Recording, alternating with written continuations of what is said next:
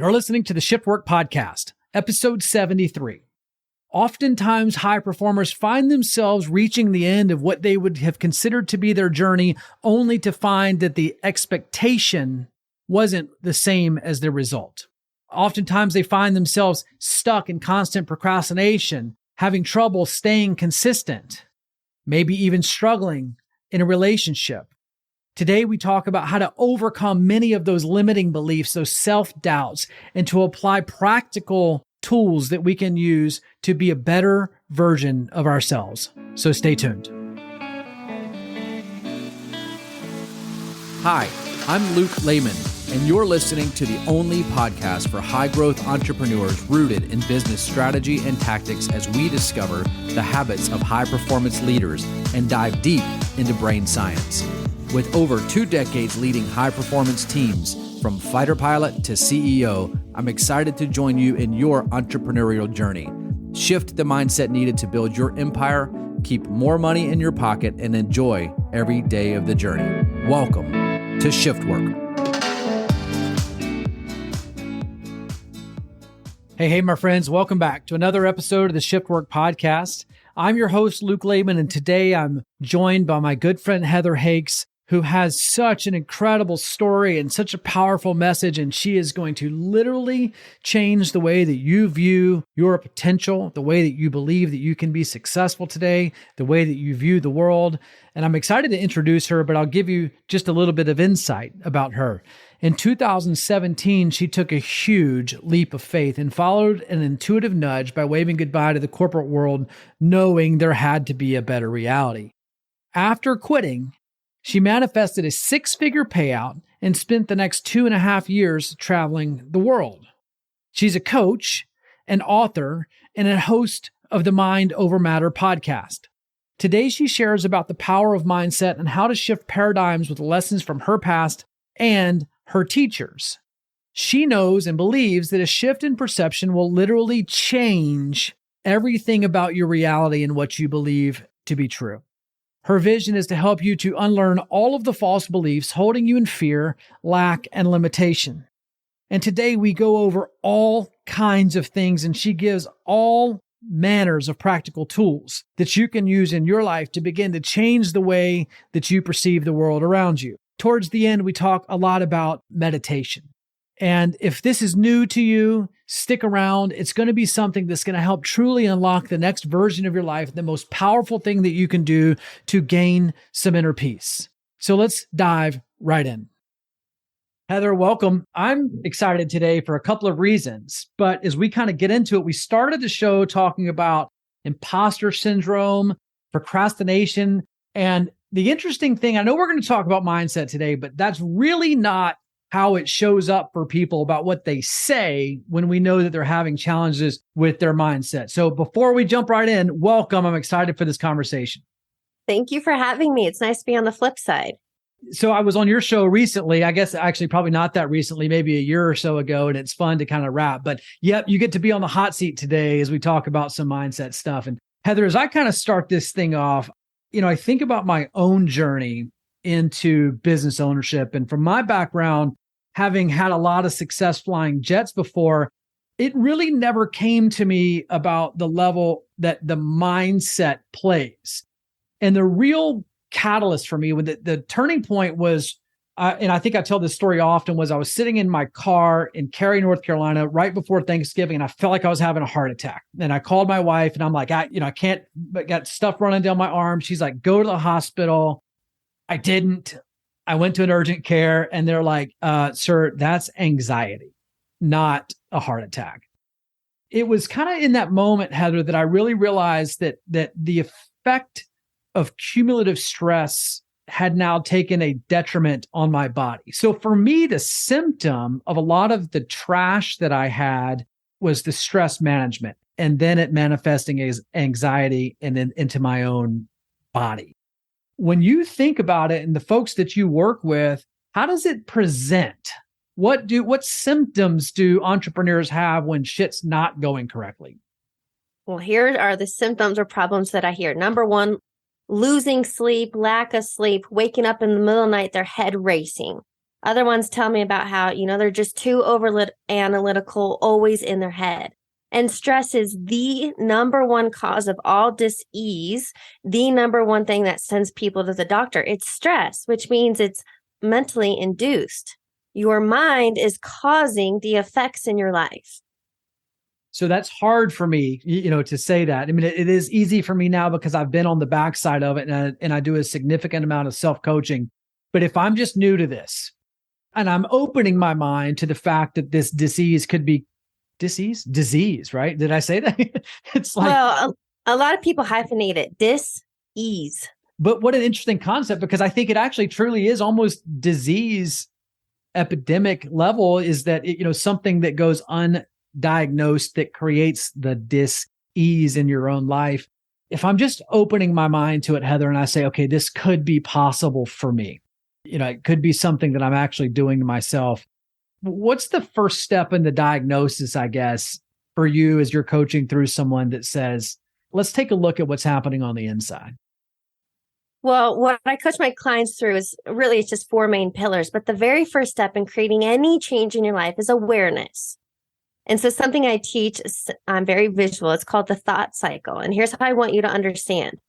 Your thought is the first domino. So your thoughts create your emotions and feelings, which lead to the actions or inactions you are taking in life and create every result. So what somebody could do with this principle, this tool, is reverse engineer it. Look, take inventory of your life. I have what's called a life assessment. It's a free resource on my website. But most people, what I hear often is lacking clarity. So you got to start there. What's not working in your life? And then you have to realize you are the common denominator. Only you can fix your financial state. Only you can fix your health or business success or relationships, etc. So we mentioned in the show, as we talked in the pre-show, you had your own journey with this. At one point, you look down and you go, what's in my bank account isn't reflecting what I want in my life. What was the catalyst for you that said, I got to do something different? I was frustrated. And I think that's what happens to a lot of people, right? Like you get sick and tired of being sick and tired of your own BS belief systems. And what happened for me, I tend to have very expensive lessons. And especially in entrepreneurship and business, I had spent a lot of money, website, business coaches, marketing, copywriting, all of the quote mechanics or strategy, the external stuff.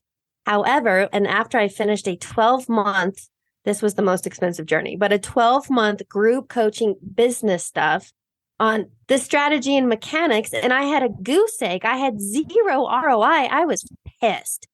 And that was my ignition. But I had to take 100% responsibility and some humility in my life. And I sat down. I literally sat down and walked myself through a writing exercise. And it came out. I was full of self-doubt. I was procrastinating and I had imposter syndrome. Who am I to do this? And I know a lot of people experience this. And guess what? Those thoughts, emotions, and habits, if we go back to the thought cycle, were creating $0 in my bank account. And finally, long story short, when I got through this exercise and how to do some reframe and reprogramming of the subconscious, I stopped making it about me. I put my focus on if I didn't show up and create content, then I couldn't help somebody struggling. And that became my driver, my why. All right, Heather, I'm sitting here taking copious notes because there's so many places to go. Personal responsibility is a hard one. And one of the first things that I look for in high performers. So, my take is a little different than coaching, is I'm actually looking to put money into a business. And what I'm really betting on is I'm betting on the jockey. And the first thing that I look for through a series of questioning is whether or not they're internally or externally referenced. Do they put the energy forward that is a drive that they have, or is it derived from someone else? But you talked about personal responsibility, and I'd like to just kind of hear your take on it. Where does personal responsibility start and stop for you? Okay, so I think this is hard for some people, especially those who are in the habit of blaming, judging, and pointing the finger externally. And that's what's called a victim mentality.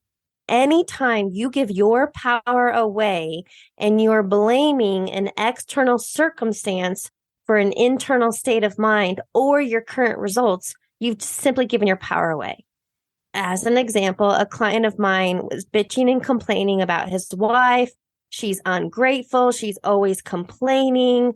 And this whole laundry list. And I kind of looked at him and I was like, everything you see wrong in her, isn't that what you've come to the table with? So what I want to offer people is that life is a mirror. Peter Crone says this. I love this quote. People and circumstances come into our life to reveal where we're not healed. So use these situations as gifts. Pay attention to patterns. What am I doing to keep creating inconsistency in the business, that I keep falling off track, that I'm unhappy, that I'm not sleeping? Just pay attention to your patterns. I'm going to go somewhere with this that I don't usually go on the show, but I think they're all entwined, is when we look at relationships and we look at the patterns in relationships, and it could be business, it could be marital relationships. And I firmly do believe that it is a mirror for you.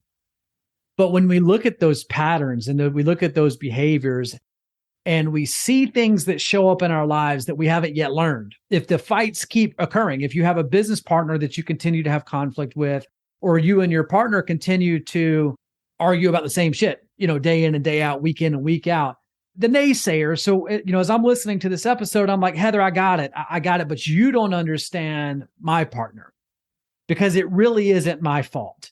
And I show up every day and I do the best version that I can. But man, he really grates at my bones, or she really just doesn't have any respect for me. How do we justify then the fact that we're not just stuck in a shitty marriage, or we didn't just pick a bad business partner, and really come back to take some of that responsibility? Okay, I have two examples that are coming to mind. One, again, another client, when he came to me, and I guess, this is a learning lesson for me because I want to work with the right individual, someone who's committed and ready to go all in, that truly wants change. And this guy, now in hindsight, complained about his business partner. He complained about his wife. Then, of course, he blamed me. And I was like, what the hell? But if you pay attention, you're blaming everyone else. So anyway, that guy doesn't take responsibility. Here's another example. I had a discovery call with a woman a few months ago. So hopefully somebody can connect to this. She's like, I'm on my third job in the last 6 months, and everywhere I go, I keep getting bullied. And I was like, well, what's the common denominator? Everywhere you go, it doesn't matter the company, the position, you keep getting bullied. Again, this was a victim mentality. Life is happening to me. The truth is life is happening through you. Again, taking your power back. Okay, so if I'm a believer in it, now what? I show up and I say, all right, I'm not getting the money that I want in my business. My relationship isn't as fulfilling as I need it to be. My children don't have the respect for me. What do I do? Okay, so here's what I would do for somebody who's like, okay, maybe this makes sense, but I don't believe it yet. I offer you to apply this and implement it into your life. I call them experiments. Just simply test how thoughts become things. What I want you to understand, and I think it's Abraham Hicks that says this, but Abe says, your present reality is a reflection of your past thinking. Your current circumstances are just the results of yesterday's behaviors. And so if you just test this slightly, for example, one of my clients, everything he complained about his wife, I was like, well, these are all things you want. Give that which you wish to receive. Ask her how her day was if you want to feel supported. So again, I love this saying. I heard it first from Dr. Wayne Dyer, but he said, we don't attract what we want. We attract what we are. I just bought this framed picture and I put it upstairs last week, and it says, be the energy you want to attract. You don't attract what you want. You attract what you are. So let's talk about financials because we have a business audience, right? So somebody who really desires, well, let's even start smaller, a 6-figure business, a 7-figure, a multi-8-figure business. Are you showing up as someone who is, quote, worthy? Do you have the actions and daily habits of somebody who is a multi-millionaire? Or are you stuck in inconsistency, self-doubt, and showing up when you feel like it? I think there's so much realizations, and I'll share, Heather, I don't have any problem sharing this stuff on my show. And part of the reason is I think that if it's happened to me, then there's likely one more person that might have gone through the same thing. And the moment for me, the awakening for me came, I was actually listening to, I'll tell you two people, James Wedmore. I was listening to James Wedmore podcast. The Mind Your Business podcast was a great show, interviewing Marissa Peer. And what they were talking about was the two greatest fears in life. And as Marissa Peer talks about it, it's the fear of inadequacy and the fear of judgment. And I don't know if it was on this show or somewhere else, but the concept came up that you project upon others the things that you most fear in life.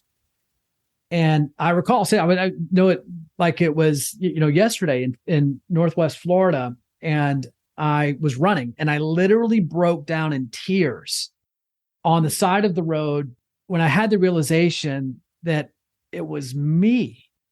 And then it was my own fear, because I always kind of joke as a pilot that I'm afraid of heights. They're like, you can't be afraid of heights, dude. You're a pilot. And I'm like, okay, I really am.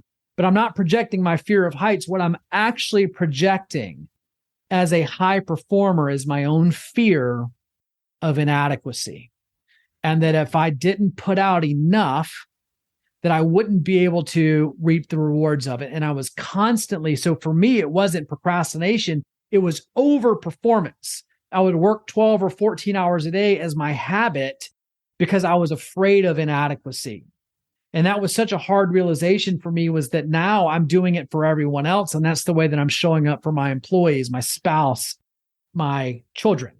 And that was the hardest realization. And I think today, honestly, I'm still struggling with it, to make sure that I'm not projecting upon someone else something that's not mine. So if we are projecting, what do we do about it when we go, oh shit, that actually might have been mine to own and it wasn't someone else's? Well, I think from a different angle, you're talking about inadequacy. I don't use that term high performers, overachievers, whatever. But as an example, the men, and I've worked with some multi-million-dollar businessmen, very successful financially, but unfulfilled, not happy. And when we got to the root of their actions, remember, if we go back to the thought cycle, when we got to the root, it's because they were seeking validation and approval. They felt, and really, when we get to the bottom, the deep-rooted weed, I call it a weed in your mental garden. When we get to that deep-rooted belief, they didn't feel worthy or not enough. And so these guys, and pretty much all of them have athletic backgrounds, were so driven performance-wise in business and sports, etc., because they wanted to prove their worth. And now these guys have proven it, and they're miserable because you can never get it externally. I think that's one of the hardest things to grasp, is that concept of not being enough, is that there really is no level of external validation that you'll be able to achieve. That. And the challenge, I think, Heather, as you kind of get into this entrepreneurial world, is that you stop getting it. Your employees don't show up for you and say, you're doing a great job. If you're using athletes as an example, your coach probably told you that was a great play. You did a great effort there. That was a great run, great basket, whatever it was. And then some portion of your life, you then transition to where you're the top now, and people stop giving you that validation. So how do we find it? What's the secret there to going internal and to be able to realize that you have to be able to validate that for yourself, that you've done enough, that you are enough, that you've performed enough? Well, what's coming to mind, you really do have to step into the seat of being your number one cheerleader instead of your number one critic, because we tend to be extremely self-critical. And look, I think that's okay because it drives us to want to be our best self. But most of the time we are beating ourselves up. So here's what I do, because I can relate to that. I have a running log on my computer on a note. It's titled compliments. So anytime I get a message, an inspiring note, feedback from somebody, thank you for this, thank you for that, this podcast really resonated, whatever it was, I have a running note. And when I do fall off and I start questioning, why am I doing this? I can go back to the evidence, find evidence that you're doing well.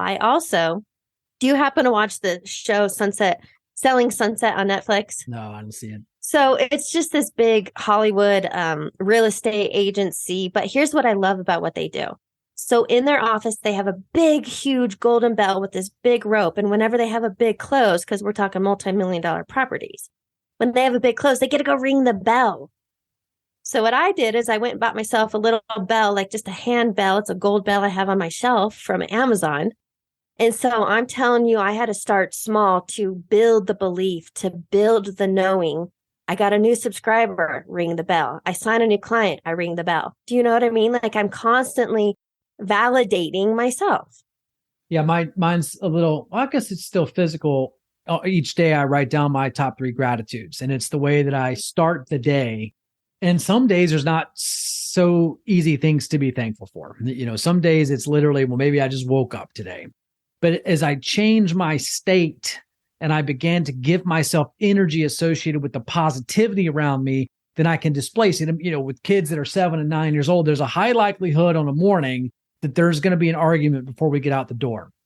And it's on me, if not, I find that I really end up carrying that negativity throughout the day. And I say, this morning sucks, or this day is snake bitten. It's going to stay bad, or I just woke up on the wrong side of the bed. But there's somewhere I want to go with this, Heather, that I think is interesting, is that what I notice is a trend, and we can displace the concept of high performers. I use it as a generalization for folks that have the external results in their world that others might be envious of. But what I notice as a trend is that we go back and forth between this cycle of will it work and will it last? And the will it work cycle likely goes back to that imposter syndrome that says this can't work for me. There's some reason I don't have enough resources, or I don't have enough experience, or my team's not big enough, or I don't have enough money for me to get to the will it work stage. And then I get there and I get to the plateau. And then my next belief is, will it last? And then I spend all that time inside that system where I built the thing, fearing that it will then fail.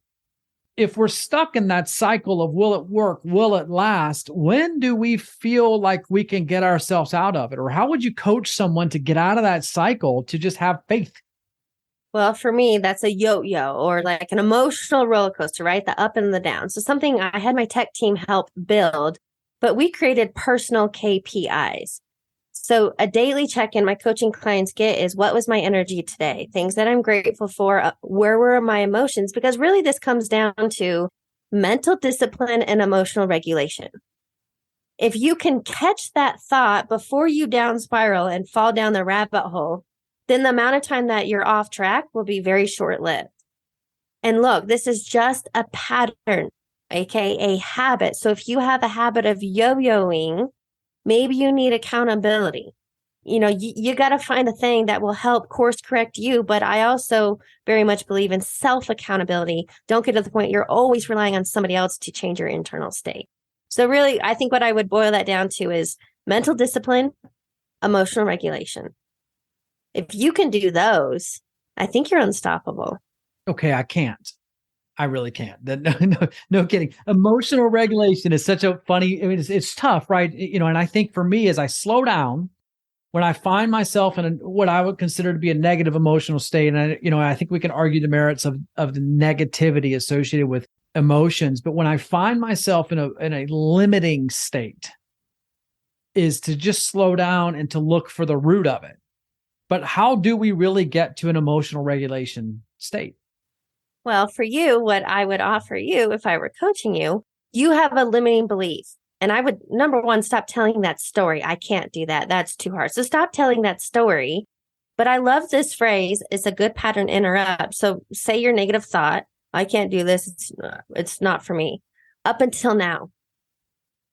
That alone changes your mind, and it goes, oh, wait. And then you start looking for possibilities or ways of doing it. So for you, Abraham Hicks would also say this: stop arguing for your limitations. You can do anything you want. People transform. It's an identity shift. We do this all the time, stages of our life. So if you realize that pattern isn't working for you, you have to choose no more. It'd be like quitting cigarettes, quitting alcohol. You just make a decision. I think that's really hard for a lot of folks. And I do believe it, that a lot of this comes down to a choice. And I'm not discounting things that are clinical. or chemical or biological that, that you would actually seek the counsel from a medical professional for. But I do see that a lot of people are making a choice. And it's an interesting thing. When I do have emotional regulation, I think that I self-coach better than a lot of people, but it doesn't mean that I've mastered it. It just means that I'm curious enough to slow down and go, is that the most empowering version of the story that you can tell? Or how can you make that story be more complete? This is such a powerful episode, Heather. I'm so grateful for you sharing these things. This is the hard part. That this is the work, and I think this is the life's journey. Is that you really come down to the understanding that much of what you have in your external world is nothing more than a result of a choice that you made sometime in the past. So how do we change it? How do we shift the trajectory? Okay, so even what you just shared, I'm like, I just had some light bulb moments. This is not an intellectual process. And men, especially, you left brain creatures. I can turn on my left brain because I'm very process and strategy oriented. I like bullet points, but I'm also very intuitive. And men tend to shut off the heart space because of situations or whatever in the past, right? Men are guarded and all these things. But anyway, this is not an intellectual process. And I think that's why men have the difficulties, because you're analyzing. Maybe you've heard the saying before, you cannot solve a problem with the same level of thinking that created it. So I think it would be hard when you're in the weeds of a problem. It's pretty hard to see clearly because you're in it. So anyway, back to what I was thinking is in my personal development journey for more than 20 years, the teacher, the mentor that I've gotten the most life sustainable change is Dr. Joe Dispenza. And he has an amazing book called Breaking the Habit of Being Yourself. And that's really what we're talking about. And what Dispenza teaches for you left brainers, he gives you all the science and all the data and all the background on, why we do what we do, our brain functions and all of that. And then he takes you into that more energetic frequency of it all in the meditation. This is not a heady process because that's your conscious mind, 5% of the picture. This truly comes down to the embodiment of it, to be present, to stay forward focused. And that's meditation is, so far, I have found the best practice to do that. All right. So I'm gonna make you share here because I think that there's going to be a listener that's on the front side of this. And when you say that what's happening in the conscious portion of your brain only represents 5%, what do you mean by that? Okay, high level. So science and all the people in my industry, I love mind stuff, but they talk about our conscious mind and the subconscious mind. So very high level, just so listeners can get what we're talking about. The conscious mind is 5% of the picture. Think of an iceberg. So the tip of the iceberg, what we can see. Your conscious mind are your desires, goals, wishes, dreams. But your subconscious mind, 95% running the show, I think of it as your OS, your operating system, has been more or less programmed by other people. From birth up until age 7, we are a sponge taking in everything as fact. Luke, have you heard the term generational trauma? Yes. Okay, so generational trauma, as an example, a lot of people have a lot of fear, scarcity, lack around money.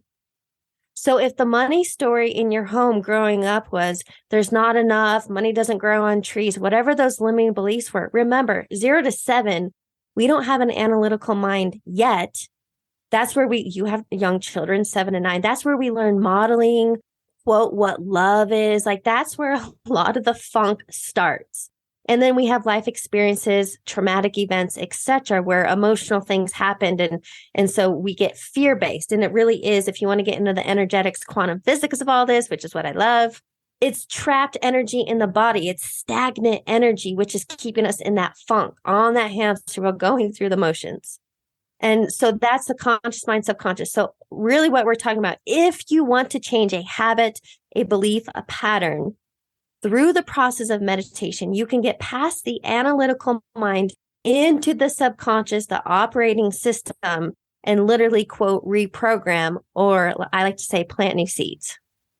So, okay, there's going to be some interesting entry points there. And I want to talk a little bit about what happens through generational trauma, because I don't think people understand it from a brain science component. What's interesting about that, so the 0 to 7 being the neuroplasticity, the way that our brain waves, the pathways are set through that components of it. is a lot of folks get to the point in their life that they're 30, 40 years old and they don't fully understand. And one of the things that I think is interesting when you look at cognitive behavioral therapy as a science is that it's only particularly useful to go back to help you have an understanding of how you got there, but not necessarily to go back like internal family systems and to reintegrate those parts. But when we have some grace, and this is something that I think is, just an observation that I've had, and I'd ask you just for your opinion on it, is that when you look at, you could take my family for an example, and you look at a few generations back and you say, what was happening for a 0 to 7-year-old from my father? Then you go back to his father, who would have been 30 years old, trying to impart the best that person knew at 30. But where did he learn that? Well, he learned that from being 0 to 7 years old from his father. So when you get to the point of this portion of your life where you're 40 and above, and the damage for me, good or bad for my children, is they've already inherited those perceptions of the world from me, for whatever I got from my father, my father's father, and, mother's mother. But what's interesting about that, and there's a couple of things, and, I'd ask you just to kind of talk through it with us, is that from that formulation of the model of the world, the way that we see that is that it's not that the neuroplasticity goes all the way down beyond 7. And then I think the next marker for that is 22 when it really drops off. It's that it takes a full reprogramming for you to retrain your brain. And we'll talk money for a second. That's probably a good entry point. If your parents believed that money didn't grow on trees and they told you that money didn't grow on trees, it doesn't mean that money isn't abundant. It doesn't mean that we can't find money from energy, that we can't create money at our own desire. But if you're beyond 22 years old listening to this podcast, you have to do something. And Heather, what you're kind of talking about is some subconscious reprogramming, is that you have to reprogram it. So, I kind of just use that as an interesting point to hear, your take or what's come to mind for you on that. So according to Dr. Joe Dispenza, who has spent his life's work doing this, by the time of the age of 35, we're a set of memorized emotions and programs. But here's what I want you to know. You don't have to, like traditional therapy, going back to that event and replaying it. Because look, by thought alone, you're going back and getting back in that emotional state. Instead, to create change in your life, awareness is step number 1. You just have to become aware. And if you become aware, okay, I'm often frustrated, impatient, angry, and fearful. Well, those are the emotions you want to overcome, because through thinking and feeling, again, quantum physics, we put out energy. Like attracts like. I like to think of life as a boomerang. What we put out, we get back. So if you're constantly thinking, feeling fear, worry, guilt, anger, you're going to get those kind of experiences back. However, when you start doing this work, it's just becoming conscious. Another term people use is mindful or intentional. It's really just getting out of autopilot and stop sleepwalking through life, which most of humanity is doing. Except those who listen to podcasts and do personal development work, they're actually curious enough and seeking change. So I think one of the things that's been most helpful for me was the question of how long should I tolerate this behavior? And really, I'm talking about me. When I get angry or frustrated or disappointed or sad or in a lower emotional state associated with negativity or limitation, is just simply opening my mind to how long I should allow it to last. Is 24 hours okay? Is 1 hour okay? Can I also process this in 10 minutes? And as you become conscious of it, so we're only talking about doing this from the top 5%, right? We're doing the conscious mind to try to overcome subconscious habits. But by bringing it to the forefront for us to say, all right, I'm going to allow myself to feel this for 5 minutes. Set a clock and then come back and go, how do I feel it? But I think the other thing that's been very interesting is to be super in tune with where you feel it. And again, we have a lot of male listeners in this show.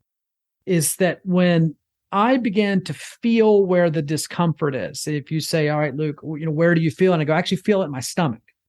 And then you say, how much do you feel it? Scale of 1 to 10, you go, okay, it's a 6.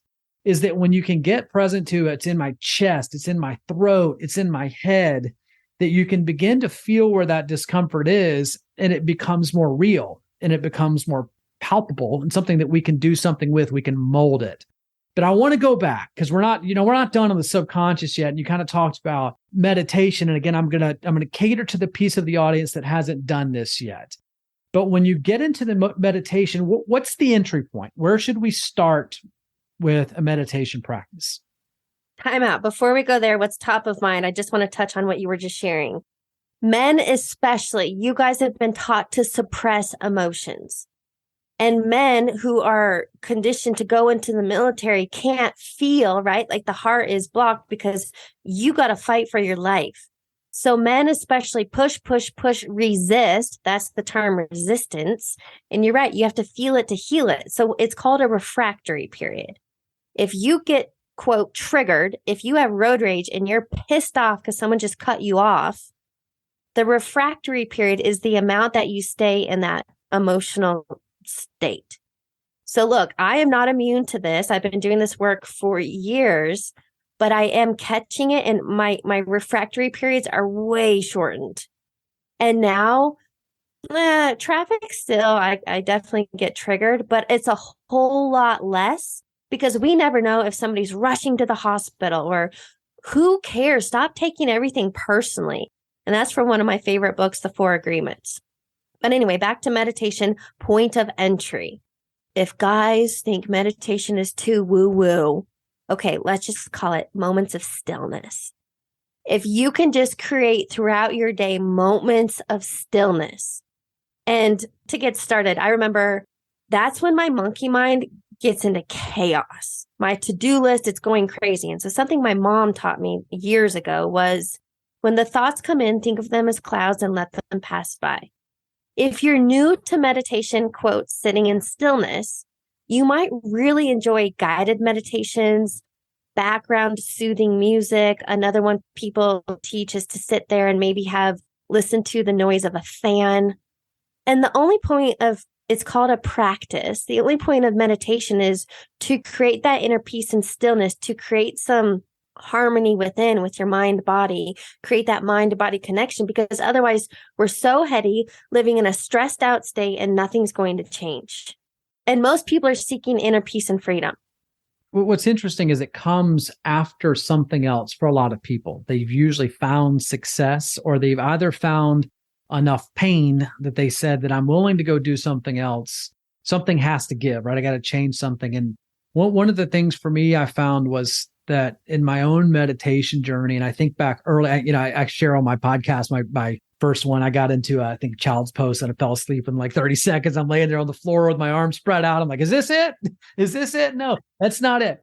But I recall, months later or sometime later in my office that I would put my Bose headphones on through a guided meditation, and I would just allow myself 15 minutes. I'd set a timer.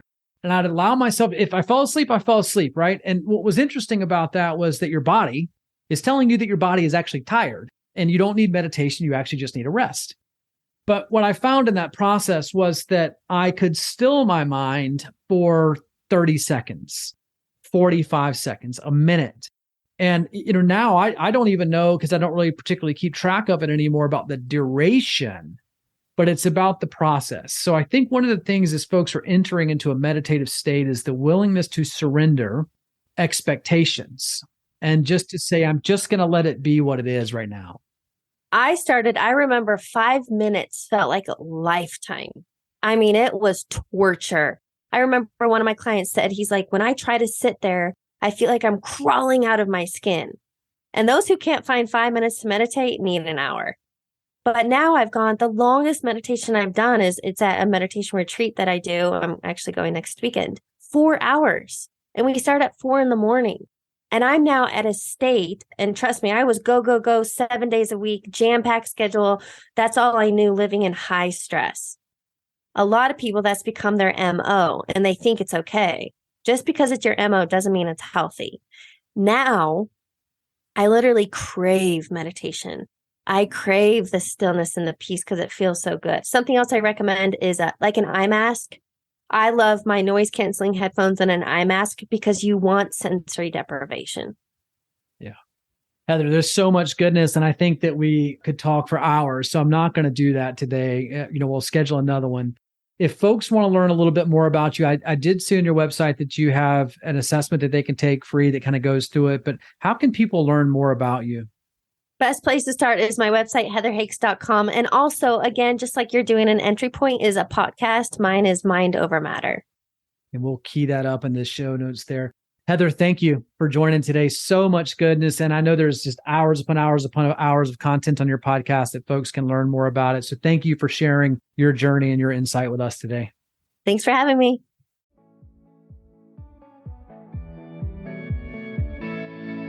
Thanks for listening.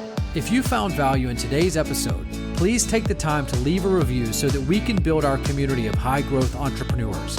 If you'd like to stay connected with me, go to www.lukelehman.com to find a link to your social media channel of choice.